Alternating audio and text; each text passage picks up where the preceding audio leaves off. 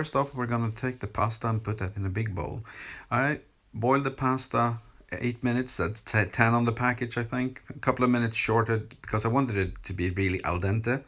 Then let it cool down in the colander after draining it. Adding the ham and most of the cheese to the pasta.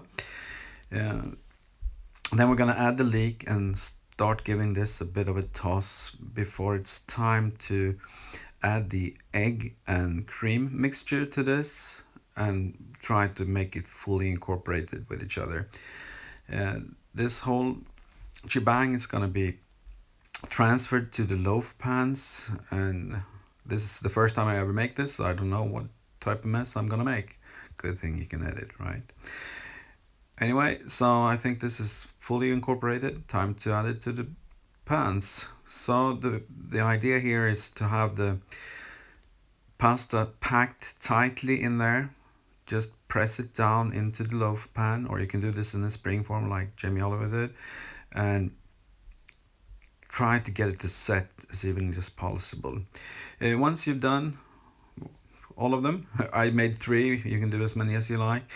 It's time to add the last part of the cheese on top, so you have something. This is gonna go in the oven at 350 or 175, 180 Celsius for about 45 minutes. The recipe says 30 minutes, but I figured out after cooking this that wasn't enough. Anyway, I'll meet you back in a bit when it's time to show you how it turned out. Okay, so this has been in the oven 45 minutes. Start off, this is non-stick pan, so I'm using a plastic butter knife. Just follow around the edges. You have to be pretty firm because in my case it's stuck anyway.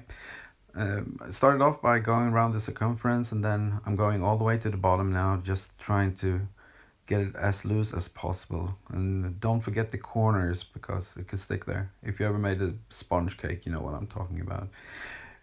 Anyway, so time to try to flip this over. I'm gonna put it on the cutting board and give it a bit of a bang when I land it. It didn't really get loose, so using the knife, as you can see, it didn't all, some of it stuck, but didn't really matter in the end anyway. So this is what it looks like. You could either turn it over and serve it like that, or you can cut a piece, which I'm gonna do now to show you what it looks inside. Of course, it's gonna look almost the same as you see now. So, using this cumin knife again and giving this a slice. Let's see what it looks like. Yep, it's set really well.